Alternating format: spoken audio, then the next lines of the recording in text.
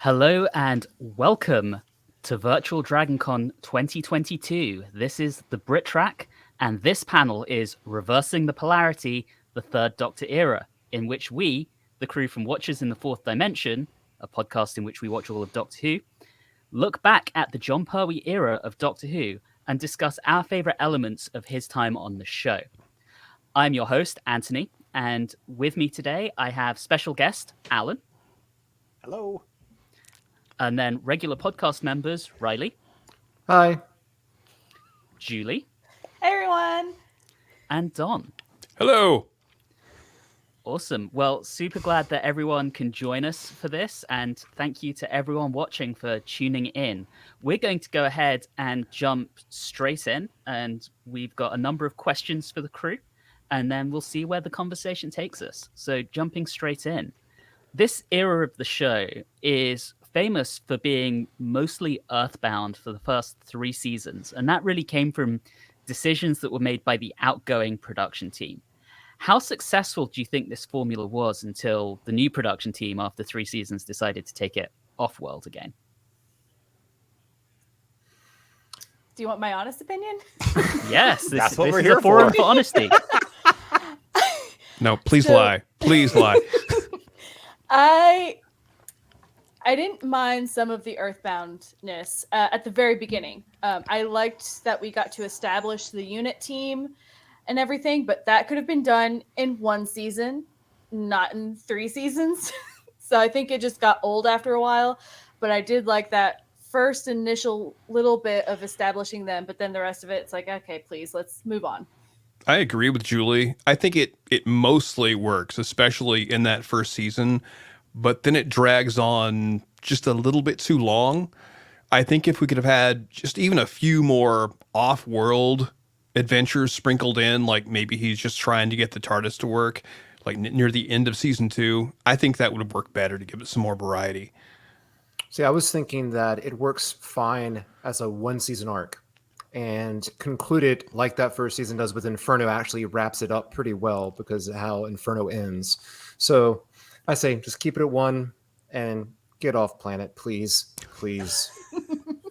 See, I like it. I think it works well. And I think as a change of pace from what we had seen for the first 6 seasons of the show, I think it could have been more interesting than it was. And I think for what they did with it, it worked really well. But you can see, I think the uncomfortable part of it is that you can see that the production team is like not happy with the situation because they take opportunities to get him off world in spite of the fact that he's marooned there. So why didn't they just do it earlier? Why didn't they just make that change earlier? I never understood that. Like, why did they drag it out for 3 years? Yeah. Don's spot on. It is much cheaper to produce a show in modern day Earth than it is on Draconia. So, And I suspect that the prior production team there had made certain commitments on cost, which the new production team were then stuck with. Yeah. I've seen that happen in the corporate world. So, on the podcast, we've often talked about the development of the Third Doctor's character. I would love it if everyone could talk a little about that, how he goes on his journey through his 5 seasons, and really what you all think are the real strengths and weaknesses of the Third Doctor. And watch Julie, your watch your language. So if you've listened to our podcast, you know the word that I would like to use. I will have a refrain and say that, as we all know, the Doctor starts off as he's very difficult and he's very argumentative and he's very rude, well, to put it lightly, with everyone he comes in contact with. And you can tell that he really doesn't want to be there. To be fair, he's marooned there. I get it. And he also took a long time to become the Doctor that we ended up liking towards the end. And that's mainly to do with Jo. The other thing that I notice about him is I think he relies too much on the action-y stuff, and he needs to work on, doing some of that subtleness. He does get some of that towards the end, but it's something that I appreciate in the Doctor. And maybe see him dress up more as other characters because that was fun. I think Julie took the words right out of my mouth with that one. I think his strengths are that he has an amazing charm. He can show a nurturing side. He's got a great smile. Too bad we didn't see it till halfway through his time on the show. And also, he's too, and as a weakness, he's too action and fighting oriented, as Julie stated before. And it got to a point where it was kind of ridiculous, where I was waiting for him to. I could believe a story where they said that they had to convince Pertwee, like, no, you have to give a lullaby to Agador. You can't actually wrestle him into submission. But wouldn't he make a great additional character to a Mortal Kombat game? Like some DLC? You mean Pertwee Just or saying. Agador? Oh, Pertwee. Agador, obviously, but mainly Pertwee. I do think you guys are completely right. He's just way too abrasive. Like, not even to characters that would probably deserve it. He's just kind of a jerk to Like everyone Joe. around him. Like Joe. What'd Joe do? But eventually, I think they realized that this just wasn't working as the character. And so they relied some more on some strengths of Pertwee's acting that they weren't really utilizing in that first season. Later on, he actually got to be a little bit silly, which he is incredible at, and I really wish we'd saw more of that. Yeah. The Doctor in disguise. I could have gone for a few more seasons if that was how he handled his adventures. Yeah. So it's kind of a mixed bag.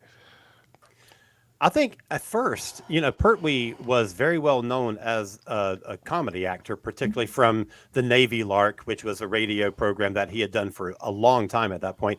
And I think this was a chance for him to establish himself in a different manner, to be dramatic, to be something opposite of what he's known for. And I think it's really interesting that he's not the only Doctor that you see do that almost exact journey. The first Doctor, which you guys have already watched through, started out being very, very different than how he became. And he very much softened up in his second season. And a lot of that has to do with Vicky, the wonderful, wonderful Vicky. But you see the same pattern with the sixth Doctor, spoilers, Julie, and the 12th Doctor, who they start out very abrasive, very angular, and they smooth those rough edges over time. And the funny thing is that I've been watching through some Fifth Doctor stuff, and I was watching first season. What was it? It may have been when I was watching Visitation 2 nights ago, which was, halfway through his first season. And there were some bits where he was just a jerk. So it's interesting that even the nice one, the Fifth Doctor, goes through kind of that same arc.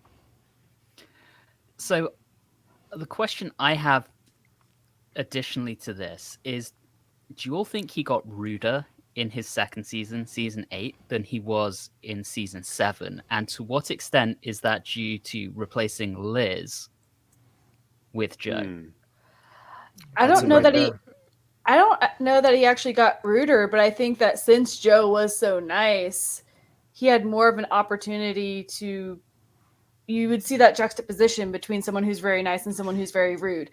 Liz would stand up to him. Yeah. Joe doesn't stand up to him as much. So I don't know that he was ruder, but I think he appeared more so because of that differentiation. Yeah, that contrast is really what makes it seem even worse. But I think by the end of that season, I think that's when the writers realized maybe we need to tone down his personality a bit. I mean, it still pops up later on, but it's usually in regards to other characters that probably deserve it in some way. And he's a very different character in his third season. Yes. Like there's definitely a corner that was turned from the end of the second into the third. I always feel like that was at the Sea Devils is the one. That's where the turn was, in my opinion. Yeah, I see it right at the beginning of the season. You think the Just score him. caused a personality change? Oh no. Oh no. But Alan, I think you're about to say what I was thinking, which is you see it right from Day of the Daleks, that scene in the cellar where he is comforting Joe. Yeah. Yeah. But also just him sitting around enjoying wine and cheese and so jovially complimenting the larder of he was just so and being so polite about karate chopping gorillas and then sipping. Yeah, I just think he's wonderful in that story. Yeah, I would agree. And Don, you completely preempted my question because I was going to ask when you all thought the turning point in his character was. And there you go, season 9. That almost naturally segues into the next question, which is we encountered 3 different companions over the course of his tenure. So let's talk about them, and then I want to talk about some of the other supporting characters after them. So we have Liz Shaw, Joe Grant, and then Sarah Jane Smith. What are some of your personal highs and lows for each of those companions? How well does each one mesh with Pertwee? And most importantly, do you have a favorite of the 3? There are no negatives. I'm trying not to answer first every time. I'll go first this time. How about you. that? I'll go first. Okay. Liz high points is she didn't take any crap from the doctor. She didn't. And I think that's really interesting, especially with the third doctor, especially in his first season. That really stands out. Low is compared to the other 2 companions, she comes across a little flat in personality. And I think there's just the scientist part of her that's coming through. For Joe, the high, and I always harp on this, is that she is just so incredibly pure in spirit and optimistic and sweet. And that just really, really pops. But on the lows, sometimes you would have to question exactly how much unit training did she receive, really? She watched the video. What more do you want? Oh, no. And with Sarah Jane, her high is that she is just so independent. She is so independent at times that it feels like in her episodes with the third doctor that she is a lead character in her own show that's taking place at the exact same time. Yes. And that's really interesting and fun. But there's the flip side is the low of that is that it kind of pulls away any opportunities for some real chemistry to build. And there is some there, but there's a much more larger potential for it that we don't get because of that. So the high is she's so independent. The lows can be she's so independent. Oh, story of my life. And do you have a favorite of the 3, Riley? Oh yeah, I kind of hinted at it. It's definitely Joe. I mean, and I say that knowing that I only have 1 season of Sarah Jane. Right. So, but right now it's Joe out of those 3. I have to agree with a lot of things. The reasons to like Liz is her no nonsense, not being the damsel in distress, and all of that. Low, doesn't seem to show as much compassion, and just I still think she could have done well with multiple seasons, but it just kind of would depend on storylines and things like that. You couldn't just place her in episodes that Joe was in and be like, this is what it would have been like. I'm like, absolutely not. Because Liz and Joe are so different. Joe, we've repeated a lot of things, but the thing that I think hurt her the most it was because of the writers, because we have these stupid men who say, I don't know how to write for women. Well, how about you talk to one? And that's how you can write for women. Thank you. That's all I have to say on that one. And I really like Sarah Jane. I really like that she has her own agenda, all that kind of stuff. She falls second on my list because she's only had the 1 season. And it's kind of difficult there. Yeah, I love Joe. Joe's number 1.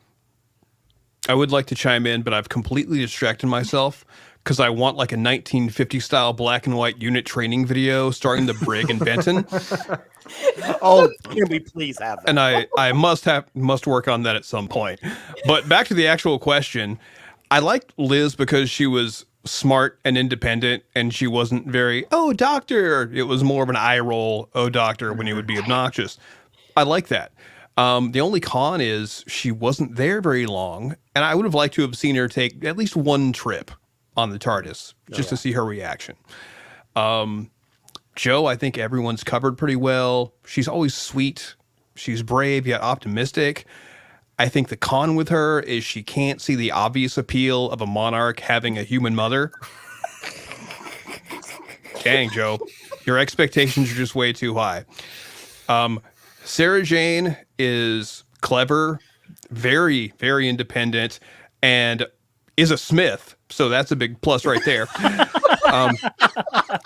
And I think the con would definitely be she's just way too independent sometimes. So she does have almost a proto Sarah Jane adventures going on at the same time as whatever else is happening. I think my favorite of the Pertwee era is Joe, but that's not a knock against any of the others. They're all great. I think an ideal situation would have been, and I know this wasn't necessarily possible, but if it could have been worked out, to have Liz Shaw remain as a consultant and do appearances throughout the next 4 seasons. Even if it was just once per season, it would have been nice to see her continue a little bit and to have that opportunity, even though she's not a series regular, to continue to contribute and to grow. She could have stayed in the unit family. Right, exactly. Yeah. I don't think she would have wanted that, though. It would have been nice, even as a Cambridge scientist, to have, that sort of consulting role. And I there's no way for me to pick a favorite because I love them all. Love them all. It's definitely difficult not to think of Joe, having been there the longest, as kind of the Pertwee companion, though. Exactly. And it's hard to think on terms of Sarah Jane because there's so much more to come that most of us already know, to only think of her in terms of that one season. Yeah. And of course, Julie is less familiar with what comes in. Oh, there's so much good stuff in store for you. But I agree with Don. I really do wish Liz had maybe another season. Absolutely. I also struggle to think of Inferno with anyone other than Liz because she's just that much more aloof, and it's very easy to imagine that kind of more cynical character as a parallel universe version who's kind of evil because they've been brought up in a fascist regime. Joe would never survive in that regime. No. But wouldn't it have been neat to see an evil version of Joe? Just saying. I don't know if she could pull off the goatee, though. Ooh. Maybe the eye patch. Maybe. Let's be honest, Joe's family in that parallel universe would have been executed before she was even born. I mean, I'd like to think nice she and would have sweet lost is. an eye while making a thing. Don, I was just thinking about Joe's making a thing. Okay, nope, this is moving So for on. anyone who Anthony. doesn't get that reference, there is a Big Finish audio called The Scorchies that has a song called Joe is Making a Thing. It's excellent, and please do go and check it out. And it'll never leave your mind years You're and years welcome, later. everybody. Nice.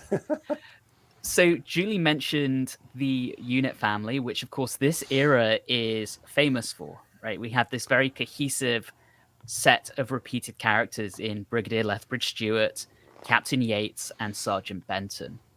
What do you guys think are the real highs and lows of having them there? And do you think the show benefited from having a regular cast beyond the Doctor and his companion? I'm going to say the low is there should have been more Corporal Bell. Ooh, yes. I'm with you on that. And Les Yates. We're going to have to Come disagree on. on Yates, man. I still love Captain Yates. Anyway, so I think it was actually important to have them as a regular cast. Again, we're Earthbound. There needs to be some sort of consistency. If he's stuck on Earth, it's either he's gallivanting around Earth, which would be a little ridiculous at the time.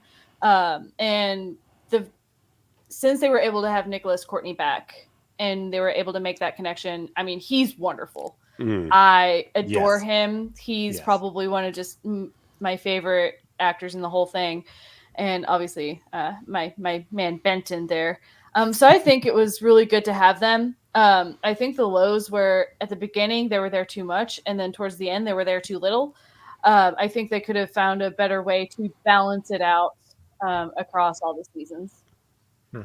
You know, in David Tennant's first season, in the Satan Pit, there's that thing where, they're talking about being stuck on Earth and the Doctor says something like, I'm going to have to get a mortgage. Me, a mortgage. Can you imagine me with a mortgage? That's the alternative to not having a unit family, is that the Doctor, what's he going to do? Where is he going to live? He will have to buy a house. I mean, how's that going to work? He doesn't And have Good to. job. He could An follow actual the job. Incredible Hulk formula, take Bessie from, town to town, solving Right. weird supernatural problems. Right. Well, it's not the first time the Doctor has faced mundanity of everyday life. Didn't the Master falsely accuse him of international tax fraud or tax evasion, I believe? Yes. So he's familiar with that type of paperwork. I think the highs of the unit crew is that they provide some really much needed charming character moments at a time where the Doctor was too busy being a insert term here in the first 2.5 seasons.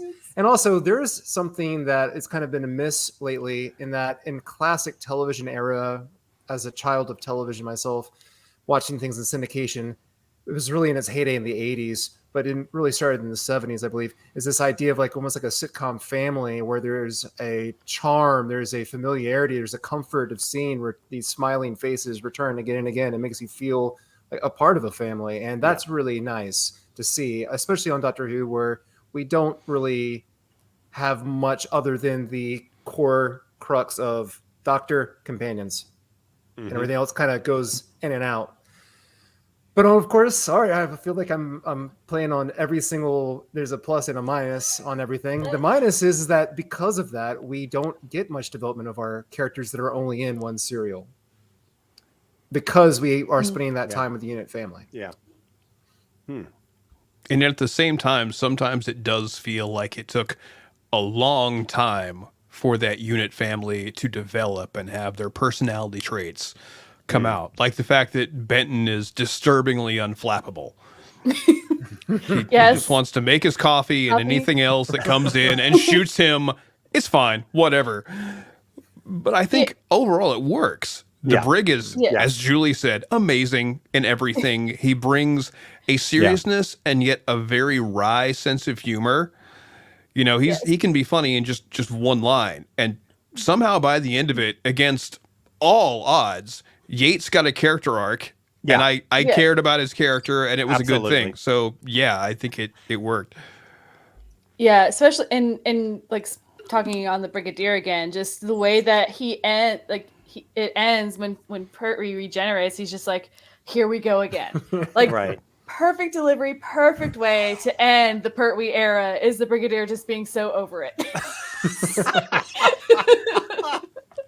Well, let's not forget he did lose his mind in the Three Doctors. That too. Yes. Our favorite fan theory. Yes. I think that the unit characters offer a really important sense of context for this Doctor, and certainly for the first 3 seasons when he's earthbound. I think that you sort of need that anchor. You sort of need that thing that the Doctor can relate to, instead of him just like, griping about the TARDIS doesn't work and I can't go to Metabolus 3 and whatever. I think that, but all the characters are so good and they're all so interesting that they exist in their own right. They're not just there to be a foil for the Doctor. They're great characters in their own sense. So I think they're a great success.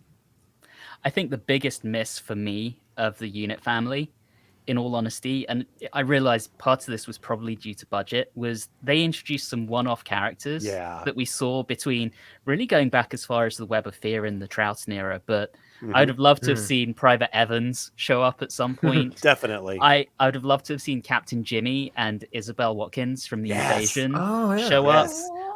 As you said, Alan, I'd have liked to have seen more of Corporal Bell, even Major Cosworth from The Mind of Evil, and Sergeant Osgood from the Demons. I think having a bigger unit family would have felt more like it was an actual regiment, exactly, rather than just a few officers who occasionally have other people come in. It would have made it a bit more cohesive and actually given us a bit more of a military feel. But hey, what can you do? Maybe have at least one enemy that their guns do something against. True. Speaking of enemies, thanks, Don. Nice segue. You're welcome. It's amazing how smoothly this whole thing has gone. I know. Transition into... This is also the era that introduced the Doctor's archenemy, the Master, who was designed as being the Moriarty to the Doctor's Holmes. How effective a foil do you all think that the character was for the Doctor? And the key question, was he overused? Okay, never mind the Doctor. He's an excellent foil for Pertwee. Right. Because Right. let's face it, Delgado is just way more charming. It's kind of an oily charm, but he steals any scene he's in. I mean, by the time he walks off, the set's gone, the actors are naked. He has stolen it. It is completely his. Yep.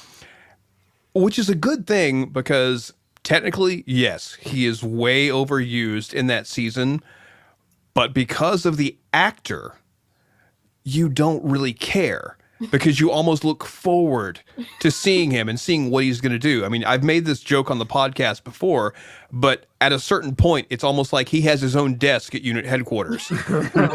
and he's the guy that's cooking fish in the microwave just to mess with the Doctor, and I'm all for it. I agree some with what Don is saying. Obviously, like his charisma just is so wonderful, and the way that Pertwee and Delgado play off of each other is a beautiful thing to see. I think it kind of back to what I said before. I think in season 8, he was overused, but then I think he was underused in the next season. I think they could have balanced it out better between seasons, and then we know what happened after. But I just think that there's opportunities there. So. I honestly believe that the Master, I mean, in my opinion, carried the show at the beginning of Pertwee's era. I really do think that. I think it would have been very difficult at times to go through it if you didn't have some wonderful villain with that much charm working behind the scenes that made you excited. I mean, it was just fun. And he had like kind of he made things fun when Pertwee was trying to be very dour. And that was really important. I think that the proper balance of the Master would just sprinkle him in every 3 episodes or so, 3 serials or so. Yeah. Same. That's what happens when you answer last. You're just they all said everything I needed to say.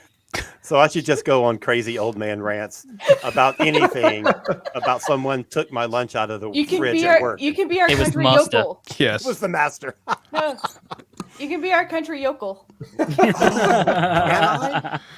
That's the plum roll in the Pertwee era. It was truly the era of the yokel. There's no doubt about it in my mind.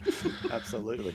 Before we move on from the Master, originally he being Roger Delgado had asked to be written out of the show, and the production team was planning a story called The Final Game, which would have ended with the Master sacrificing his life to save the Doctors.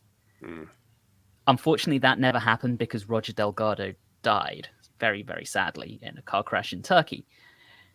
But from a purely story perspective, so divorcing this from the actor's tragic demise, do you think the Master's story is probably better left open-ended at the end of the Pertwee era, or would you have preferred to have seen it closed out with a story like The Final Game? So if he hadn't have ended in the serial that he ended in, I could see it being a good thing that it was open-ended, but it was just kind of a disappointment of where he ended. So I would have preferred to have seen an ending. And also, since he is a Time Lord and we've established that, we know that he could potentially come back anyway, because is he truly dead type of deal. So they have that going for them. But if I just that episode that he was in, it was just bad. It was not one of my favorites. Yeah, it's the weakest possible exit for any main or recurring character on. I mean, it's almost as bad as Dodo. And Hey now. Hey. come on. But and it's just, and it's sad that ended up being the final appearance.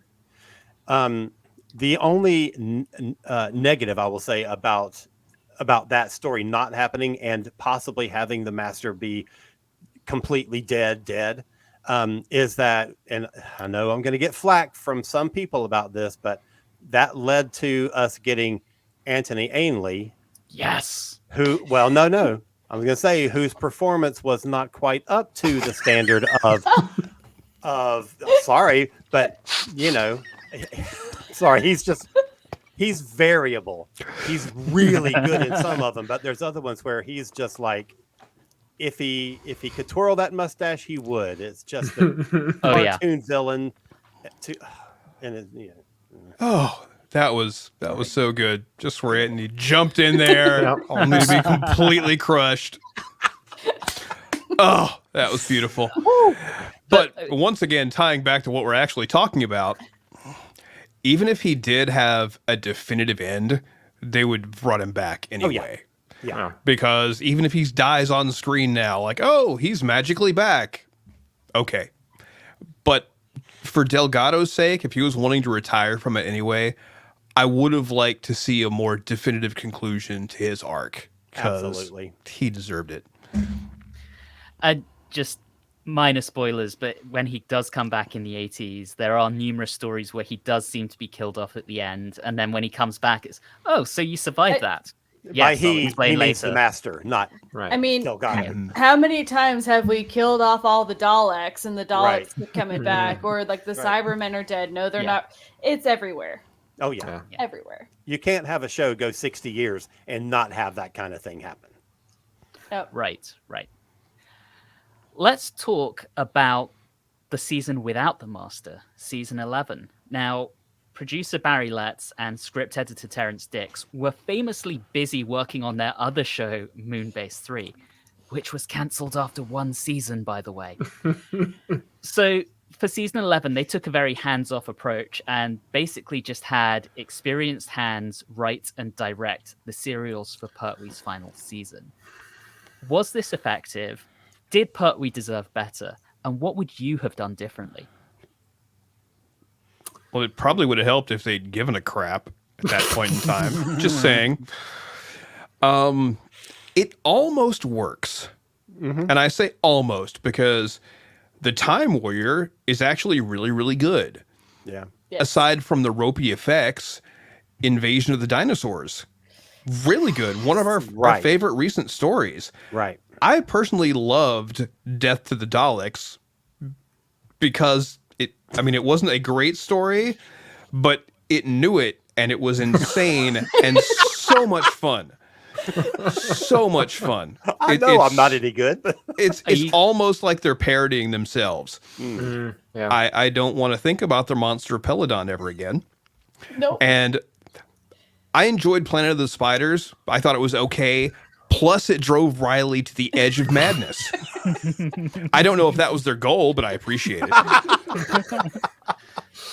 And I mean, I will admit that Planet of the Spiders. I just think that the whole season, I think you can get the sense because of that hands-off approach that the quality of the serials as the season progresses gets steadily worse. And in my opinion, the Planet of the Spiders is not just a bad episode, a bad serial. It is particularly poor when you consider that is the last serial of a Doctor. That is just really, really poor.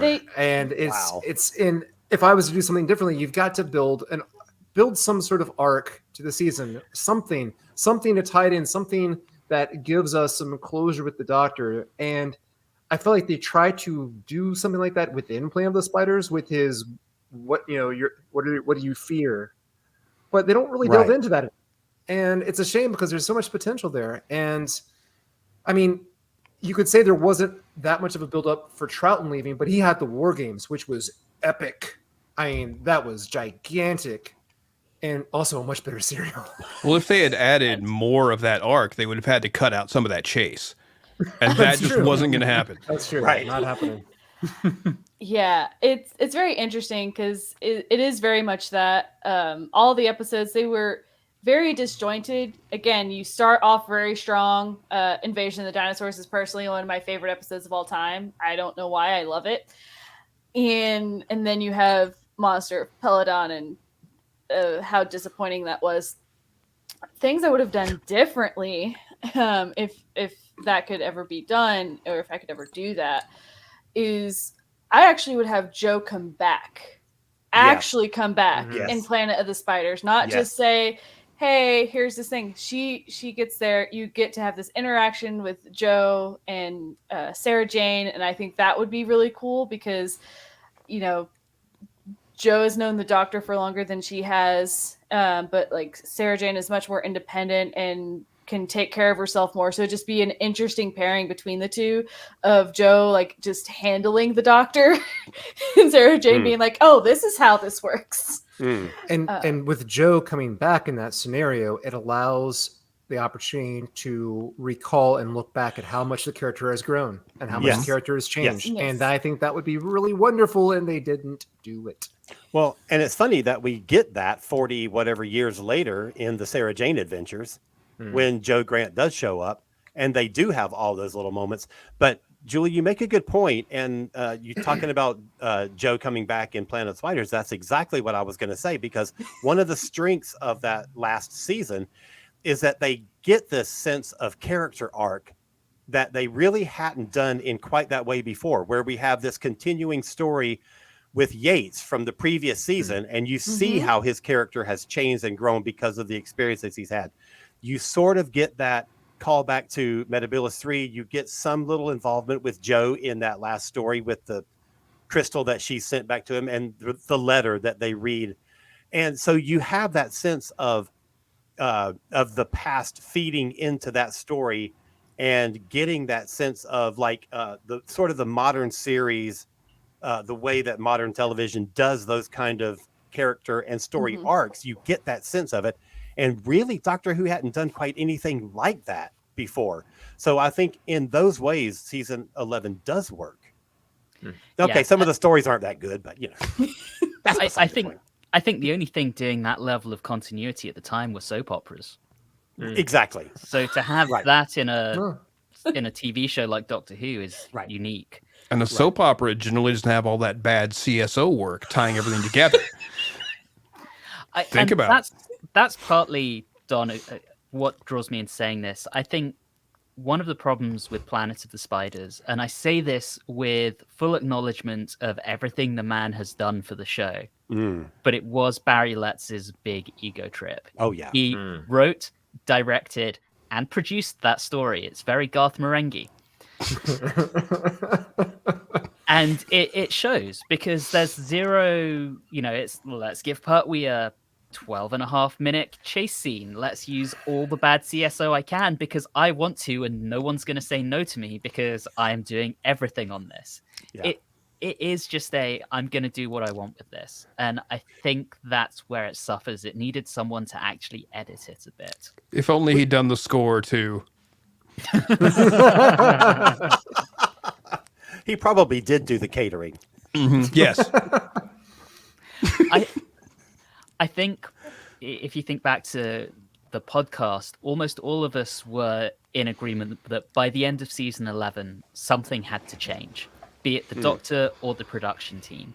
And as it happens, it's both. But would you have liked to have seen Pertwee do another year in the role, probably with a different production team behind him? Or do you think it's just time for a completely clean break? For me, the answer to that generally across the board is yes. I always want to see a Doctor get handled by a different production team just to see how their character can change and new things can be done with them. But in this case, I think 5 years is a good run. We'd only had 3 season Doctors up to that point. So Pertwee was really, leading the pack as far as his length of time on the. Now, of course, he'll get surpassed, but I think that 5 is a good number. It's a good round number. It's a good time to let that character breathe and progress. And I think 5 is plenty. What should have been the length of Supernatural? 5 seasons. Yes. I'm in agreement. I really think that while, yes, it would be interesting to see him with some other team, we don't know if it would have been better or not. It could have just been even worse. Who knows? I was, in general, just ready for a new Doctor. Yeah. I agree. Sorry, go ahead. I think on the one level, that pure, what would have been like? it would have been very interesting to see the third Doctor handled by a completely different team. And I would love to watch that and see what they did with the character. On the other hand, we know that Pertwee had said, yeah, I'll do another season, and then asked for a lot more money than they were willing to pay. Part of me believes he was doing that on purpose, because my understanding is he was suffering through some back issues. And as we all know, he was the Action Man Doctor, and you can only cover up so much of that with a stuntman. Yeah. I think he was ready to go. Mm-hmm. And I'm okay with that. I think it's best to let these things run their course and then bring a change in. I mean, admittedly, during like the first few seasons, I didn't really like him at all, but they changed the way they were approaching the character, and it started to work. At the same time, it was starting not to work again. So maybe that's when you go, you know what, guys, we've had a good run. Let's bring in the giant spiders.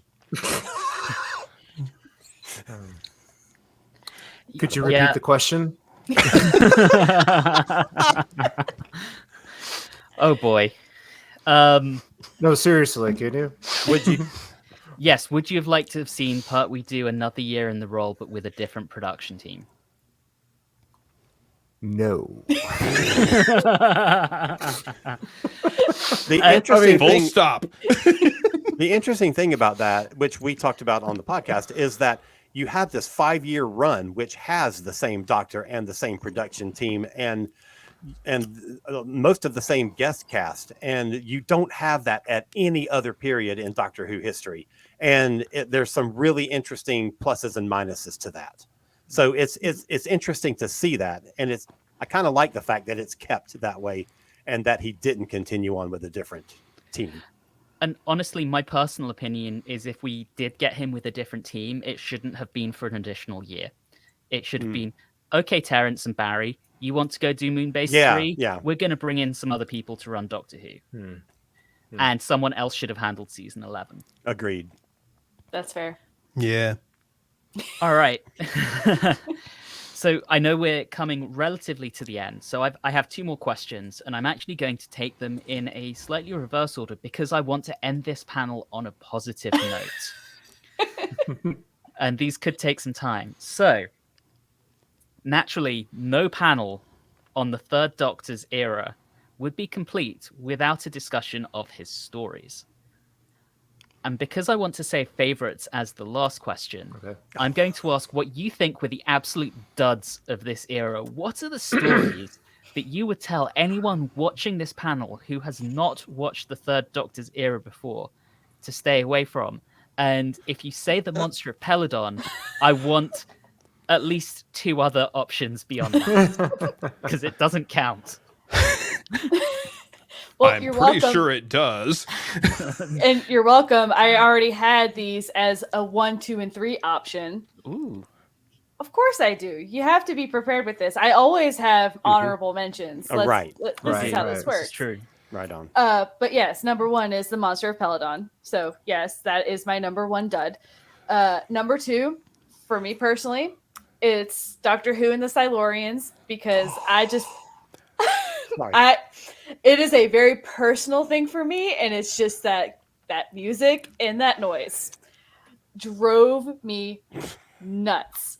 And if you have pets, they also might be nuts, as my dog was. And then Carnival of Monsters. So there are aspects that I love in Carnival of Monsters, but I think that there's just so many weaknesses. I hated those bureaucrats. I didn't understand it. I thought it was stupid. If they had cut out the bureaucrats and added more monsters, I would have been ecstatic. But no, they only had one monster. Yeah. They had the dish rags. Give me more than the dish rags. And yes, we can call it a Carnival of Monsters. So sorry, everyone. This is probably I was like, people aren't going to agree with what I say. I do want to add another dimension as to why Doctor Who and the Silurians was probably a little harder for us than it would be if you watched it at any other time. We recorded our podcast episode on that in June 2021. So we had just lived through probably the worst 15 months of the pandemic. And so parts of that story were just a little too, That too. a little too Yes. real. Yeah. Yeah. All right, Don, let's take yours next. Okay, you know it's the monster of Peladon. Yep. You know it, and it counts. Honorable mentions, though? I had to, okay, well, yeah, there are things I would avoid. I also agree with Julie. I did not enjoy Carnival of Monsters. It's a good idea. However, it needed a rewrite. Honestly enough, I had Doctor Who and the Silurians on my list as well, because it was just kind of, the music was annoying. Once again, a good idea, but it needed some script editing and maybe some rejiggering. And also, Planet of the Spiders. You have to watch it because it's a doctor changeover, but get a friend to edit it down to something decent. Yeah. Riley, do you want to go next? Yeah, sure. Absolute duds. Mind of Evil, Yeah. Frontier in Space, and Planet of the Spiders. It's getting contentious up in here.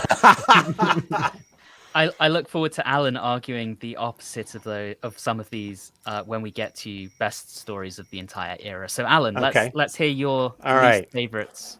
I know y'all are going to disagree with me, so y'all can do all the stuff that I just did. the time monster. Okay. So the Time Monster is one that I think is totally ridiculous, over the top, and kind of bad. But because of that, I enjoyed the hell out of that. Oh, sorry, apologies. I love that one. Yeah. I think it's a lot of fun. Yeah. Okay. I can Fair enough. understand. I can understand. I that. understand where you're coming from. Yeah, But I can understand. Yeah. I just not a fan. Just never enjoyed it. And then all the other ones that have already been said. I mean, Okay, you so know, it's you just can't one. argue those. Yeah, I think I'm kind of with Julie on the Time Monster in that I went into it when I rewatched it for the podcast. I went into that one kind of dreading it because it had been ingrained in my mind. This one is awful, and in all honesty, I think going into it with such a feeling of negativity and thinking, "Oh God, I just don't want to watch this one," I found myself enjoying it. Yeah. You know, that those extremely lowered expectations. Right. I That's mean, true. we also got Baby Benton. I knew you're going to True say that, yeah. Okay, Julie's favorite thing ever. I'm going to throw out a word that comes from the dialogue of the show just to see if it gets bleeped. Tom Tit. That's fair. Hey, let's not forget the Doctor's questionably shaped device from that same story. Thank you. Can I say phallic because it's very phallic. It is. I think I like how the responses to everyone's list here are all turning us into YouTube reaction video like covers. We're all like,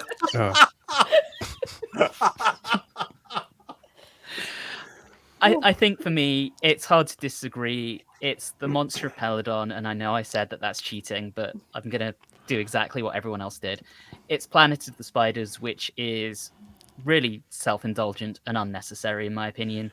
And, sorry, Alan, Frontier in Space for me, which would have been so wounded me. brilliant if they had actually done something with all of that wonderful world building rather Yeah. than giving us a tour of the galaxy's jail cells.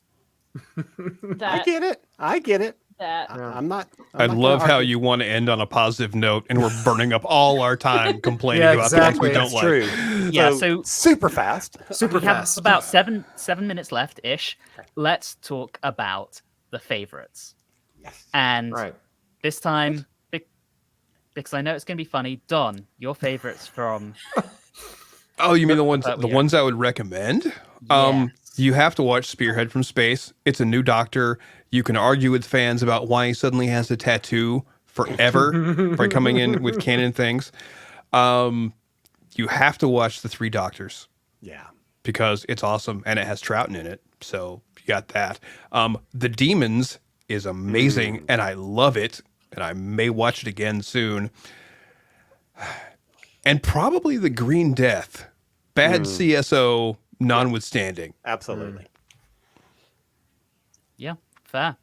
Let's go with Julie next. All right. So I kind of had some separate ones. I had favorites and then good examples, because sometimes my fair. favorites are not the same as good examples.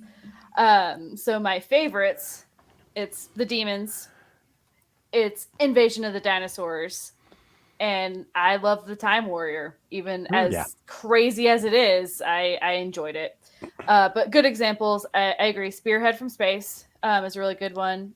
Inferno, I know Dawn might disagree with that one. And the Claws of Axos, I actually think is a good example, and people could watch and get an understanding for what that era of Doctor Who is. Oh, if we're doing favorites, then I have to throw in Death to Daleks. Because that's just fun. Wow. Don, you've managed to go so far without mentioning the greatest cliffhanger the show has ever had. Yes! It's the floor. Just pause on the floor. Exactly. All right. Alan, let's hear yours. All right. I know y'all aren't going to agree with this one, but I love it so much. Day of the Daleks. I like Love that it. story. Love it. And I even love the special edition of it. I think it's so well done. As far as special editions go, they did a great job with that one. I really like Frontier in Space, but I will keep it off this list. Carnival of Monsters, I think, is phenomenal. I think it's so good. And yes, there's only one true monster in it. And yes, I think the dignitaries talk too much and talk at a volume where you can't understand what they're saying. But other than that, I love it. So Other than despite the fact that there's no monsters and no carnival, no carnival, so it's of. but it does have Shurna, so you know that wins right there. No, Shurna is one of my favorite characters. It's my issue with Fantastic Beasts. I was told there was going to be monsters, and there were no monsters. Right. Okay, and my last one, which I think is possibly the quintessential Pertwee story, the Sea Devils. Yeah, that's a good one. Yeah. All right, we're nearly out of time, so we need to Yeah. be quick. Riley, Fast. Okay, here we go. we still have Good- yours. Good examples of the era: Terror of the Autons, the Yep. Sea Devils, the Ambassadors of Death.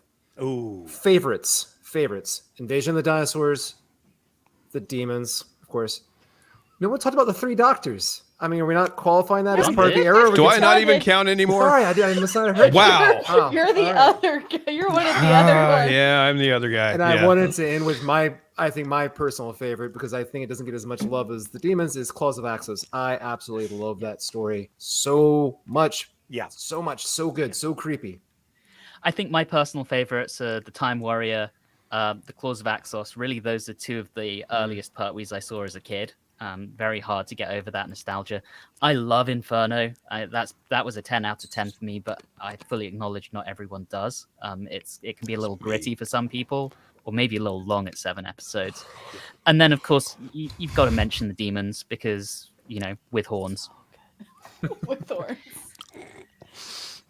And that brings us to the end. We are sadly out of time.